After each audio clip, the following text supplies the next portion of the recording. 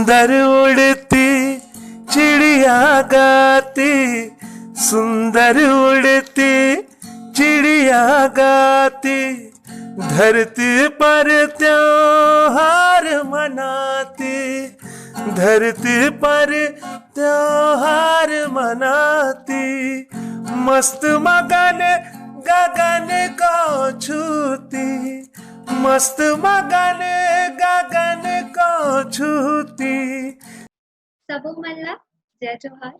मैं जिज्ञासा गुप्ता आप सबका मेरे इस चैनल पर स्वागत करती हूँ। साहित्य के क्षेत्र में युवाओं का दबदबा लगातार बढ़ रहा है। युवा साहित्यकार अपनी रचनाओं के जरिए समाज और लोगों पर गहरा प्रभाव छोड़ रहे हैं। इन्हीं में एक नाम है डॉक्टर चंपेश्वर गिरी गोस्वामी जी का। He has not just connected to any one part of literature, but has been specialized in many fields. Sir, आपका बहुत-बहुत स्वागत है हमारे इस चैनल पर। नमस्कार, जय जोहार। जय जोहार। जी सर, तो आप भाटा गांव के रहने वाले हैं। मैंने आपके बारे में काफी पढ़ा इन दिनों। तो भाटा गांव से रायपुर की जर्नी कैसी रही आप? असल में मेरा जो पैतृक गांव है, पैतृक गांव तरीघाट है। तरीघाट दुर्ग जिले के पाटन ब्लॉक में। और रायपुर तो ये है कि जब मैं रायपुर आया तो मंच की तलाश में आया, पढ़ने लिखने के लिए आया, कॉलेज के लिए आया। तो ये था वास्तव में मेरी जो शुरुआत हुई है कहूँ तो ये भटगांव की भूमि से हुई है, स्कूल की जमीन से हुई है। मुझे अभी भी याद है, मैं बहुत छोटा था तब मेरे बाबूजी मुझे रामलीला मंडली में रामायण लीला मंडली में मुझे भेज दिए थे कि इसको मार-मार के सिखाना करके। तो बचपन में लीला में काम करना, फिर रामायण में जाना, तो धीरे-धीरे उस समय मैं जैसे ही थोड़ा-थोड़ा बड़ा हुआ स्कूल में हम लोग मिडिल स्कूल या हाई स्कूल में जाना शुरू किए, तो इसके साथ-साथ रामायण मंडलियों में जाने के साथ-साथ अपनी भी मंडली बना ली। और उसमें मेरी कोशिश रहती थी कि मैं तबला भी बजाता था। और एक बात मैं बता दूँ कि लीला मंडली और रामायण मंडली में भी मैं एक छोटे से नाचने वाले से डायरेक्टर तक का सफर तय किया हूँ। संगीत का, गीत का ज्ञान वहाँ से शुरू हुआ और उस दौर में मैं पैसा लेकर तबला बजाने जाता था लोक कला मंचों में। बहुत सारे लोक कला मंचों के लिए, रामायण मंडलियों के लिए मैंने ढेरों गीत भी लिखे और अभी मेरी जो गीत की गाड़ी अभी कुछ दिन पहले एक पुस्तक आई थी, उसमें बहुत सारे उसके गीत भी हैं। तो इस तरह से जर्नी रही। सर, आपने मुझे जैसे बताया कि आप बुक्स भी लिखते हैं, आपकी काफी बुक्स पब्लिश हो चुकी है, उसके बारे में कुछ बताइए। किताब मेरे लिए सपना था। जब मैं लोगों को मंचों में गाते देखता था, लोगों को अ, अपना खुद कुछ खुद की रचनाएँ सुनाते देखता था, तो मुझे लगता था कि मेरी भी किताबें हो, मेरे भी जो गाने हैं वो अ, रिकॉर्ड पे बजे, रेडियो से आए। तो इस तरह से ये जो सपना था उस समय किताबें, मैं सोच भी नहीं सकता था कि मेरी इतनी सारी किताबें होंगी करके। तो जब मैं रायपुर आया कॉलेज करने के लिए, इस बीच भी मैं लोक कला मंचों से, लीला मंडलियों से मेरा जुड़ाव रहा। तो जब मैं रायपुर आया कॉलेज करने के लिए, पढ़ाई करने के लिए, तो फिर मैं छोटी-छोटी पत्रिकाओं में, बड़े-बड़े अखबारों में जाना शुरू किया, वहाँ लिखना शुरू किया। फिर इसी बीच मुझे किसी ने बताया कि आकाशवाणी रायपुर है और आकाशवाणी रायपुर में आप as a anchor Chhattisgarhi anchor जा सकते हैं। युवाणी की वहाँ पर परीक्षा होती थी। अच्छा एक और मैं बात बता रहा हूँ कि आकाशवाणी रायपुर में मेरा जो प्रवेश हुआ वो एक वक्ता के रूप में एक इंटरव्यू देने के लिए मेरा प्रवेश हुआ था। उसमें आदरणीय श्री संजय पांडे सर मेरा इंटरव्यू लिए थे। फिर उसके बाद में मुझे लोगों ने बताया कि तुम्हारी छत्तीसगढ़ी बहुत अच्छी है, तुम एक काम करो यहाँ युवाणी में जुड़ सकते हो। तो युवाणी अनुभाग में उस समय ऑडिशन हो रहा था।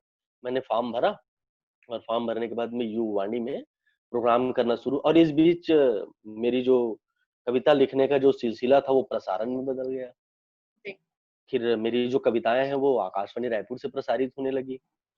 इतनी कविताएँ प्रसारित होने लगी कि मैं काट-पीट के अगर मैं एक हिसाब भी उसको मैं बनाऊँ, तो मैं 2000 कविताओं का प्रसारण वहाँ पर प्रसारित हुई है मेरी 2000 कविताएं, जी। लेकिन उससे अधिक कविताएं प्रसारित हुई। अभी वर्तमान में मैं चौपाल अनुभाग में भी एंकरिंग कर रहा हूँ।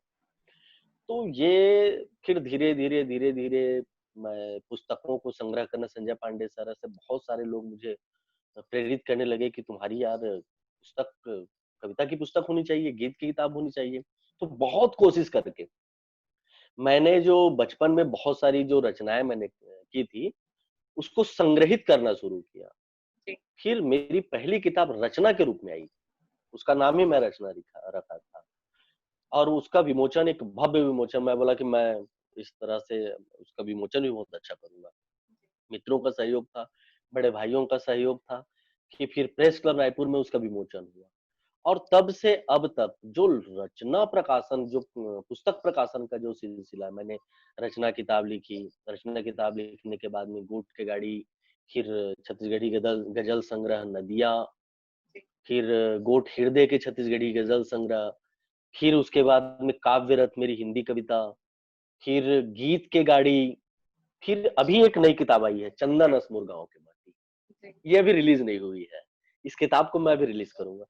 तो इस तरह से जो लगातार दौर चलता रहा। जी, अगर आपके सफर को देखा जाए तो ऐसा है कि बस आपको एक कनेक्शन मिलता गया, धीरे-धीरे स्टार्ट किया आपने और फिर एक छत्तीसगढ़ी फ़िल्मों तक का अभी तक का आप सफर, और आप खुद की अपनी बुक्स भी लिखते हैं अब, अपनी कविताएँ लिखते हैं। तो बहुत अच्छी बात है ये, क्योंकि मैं खुद इस फ़ील्ड से अभी नई हूँ, कमर हूँ, और मुझे खुद भी पढ़ने का बहुत शौक है, कविताएँ, बुक्स, हिंदी की। अभी छत्तीसगढ़ी मैंने स्टार्ट तो नहीं किया, पर मैं ज़रूर पढ़ना चाहूँगी आपकी कोई पुस्तक। सर, तो बिल्कुल आपको आपको आपके पास पहुँच जाएगी मेरी किताब। Thank you sir. सर, तो हाँ। छत्तीसगढ़ में रह के छत्तीसगढ़ी फ़िल्मों के लिए छत्तीसगढ़ी गीतों को लिखना, स्क्रिप्ट्स भी लिखते हैं आप, व्यंग भी लिखते हैं। कैसा एक्सपीरियंस था? कुछ दिक्कतें आई? गीत लिखने में मुझे बहुत मज़ा आता है। मुझे ना स्क्रिप्ट लिखने में कोई सब कहते हैं ना कि आपको जिस चीज़ में रुचि हो, जी। फिर उसके लिए आप कई रात जाग दोगे। आपके पास कोई बहाने नहीं रहेंगे। जैसे किसी को मुझे क्लास की पढ़ाई में बिल्कुल इंटरेस्ट नहीं है, तो टीवी की आवाज़ आएगी मेरे पास ज़बरदस्ती, रेडियो की आवाज़ आएगी मेरे पास ज़बरदस्ती। 4 लोग बातें करते रहेंगे तो मैं बहाने मार के बोलूँगा कि चुप रहो मेरे को पढ़ने दो करके।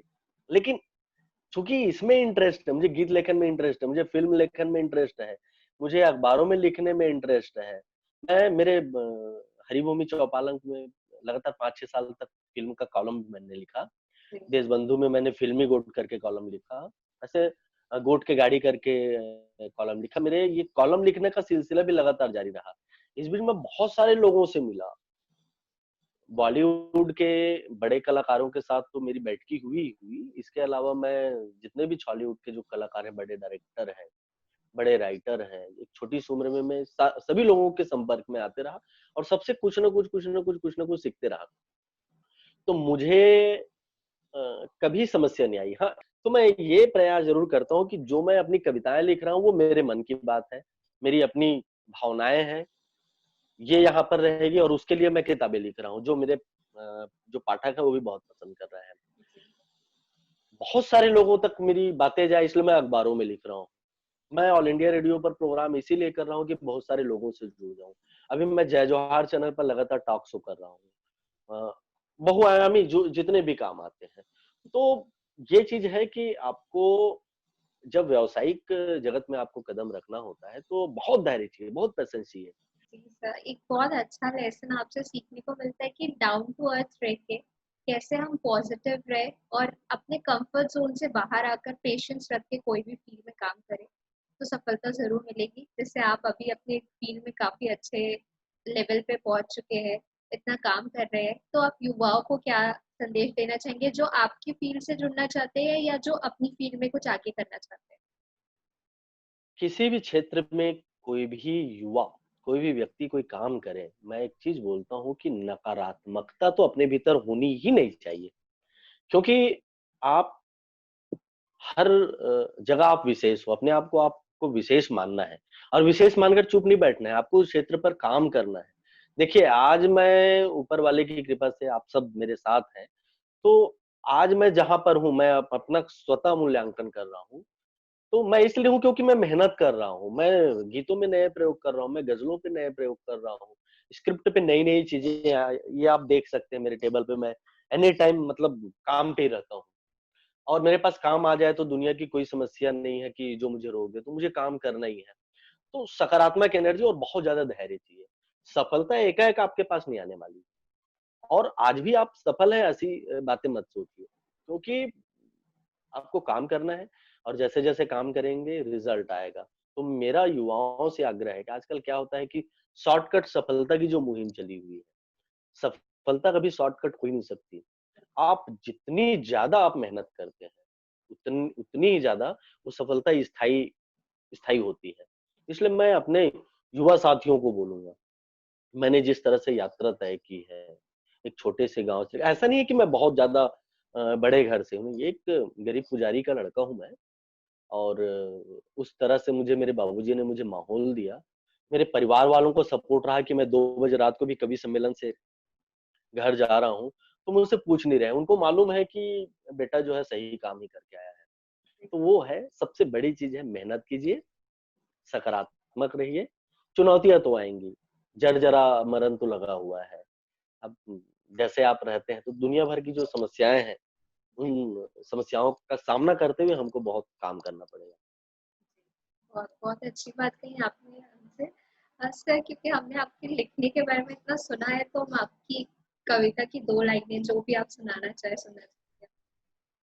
मैं एक हिंदी में सुनाने के बाद में एक 2 लाइन एक छत्तीसगढ़ी में भी ज़रूर, गीत ज़रूर सुनाऊँगा। सर, ज़रूर। बुरा से बुरा वक़्त टल जाता है, पत्थर भी प्यार में पिघल जाता है। आशा न छोड़ो परिभाषा मिलेगी कि जीवन खुशी से कैसे मिल पाता है। बहुतों की कोशिश देखकर मैंने है खुद को समझाया, यहाँ कोई बिछड़ता है तो कोई मिल जाता है। जैसे आप मुझे मिली हैं बातचीत के माध्यम से। जी, और छत्तीसगढ़ी में मैं चूँकि ग्रामीण पृष्ठभूमि से हूँ और मेरे मन-मन में मेरे गाँव की जो मिट्टी है उसको उसकी खुशबू है, मैं उसके प्रति सदैव कृतज्ञ रहूँगा, कृतज्ञता व्यक्त करता हूँ। और आपको जिस नाम से मेरी किताब है चंदन असमुर गाँव की माटी, जी। बहुत हिट गीत है, वो मैं आपको सुना रहा हूँ कि चंदन असमुर गाँव के माटी सुघर लागे ना। चंदन अस मोर गाँव के माटी सुघर लागे ना। महर महर महकत भुइयाँ सुघर लागे ना। महर महर महकत भुइयाँ सुघर लागे ना। संग म सूरज के लाली सूरतिया सुघर लागे ना। संग म सूरज के लाली सूरतिया सुघर लागे ना। चंदन अस मोर गाँव के माटी सुघर लागे ना। महर महर महकत भुइयाँ सुघर लागे ना। घर के अंगना माँ तुलसी चौरा औ खुरमा महावीर, मेरे गाँव को आप देख सकती हैं। जी, घर के अंगना माँ तुलसी चौरा औ खुरमा महावीर, दो चार कदम माँ बैठे हावे भोले बाबा के वीर।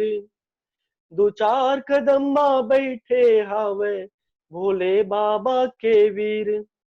दरिया के पार माँ शिव के मंदिर सुघर लागे ना। दरिया के पार माँ शिव के मंदिर सुघर लागे ना। चंदन असमुर गाँव के माटी सुघर लागे ना। महर महर महकत भुइयाँ सुघर लागे ना। और अपने दर्शकों को एक और बात कहूंगा जी। जिज्ञासा जी, कि समस्या के समाधान होते, रतिहा के बिहान होते और बिहान हालाते उमंग के सूरज, तबे तो दिन महान होते, तबे तो दिन महान होते। जी सर, बहुत मीठी बोली है छत्तीसगढ़ी, और मुझे बहुत अच्छा लगा आपसे बात करके, एक प्रेरणा मिली, क्योंकि कहीं न कहीं मेरे लिए ये जर्नी अभी शुरुआत है और आप उस फील्ड में काफ़ी आगे पहुँच चुके हैं। तो मैं चाहूँगी कि आप हमेशा अपना आशीर्वाद हम पर बनाए रखें, और जब भी मुझे कोई हेल्प हो मैं ज़रूर आपसे बात करूँगी। बिल्कुल, बिल्कुल अधिकार के साथ मुझे कॉल कीजिए और मुझे भी आप जैसे युवा यदि युवा वर्ग अगर इस क्षेत्र से जुड़े हुए हैं, जी, तो मुझे एक सकारात्मक जो राहें हैं वो दिख रही है कि हमारे क्षेत्र में कमी नहीं है।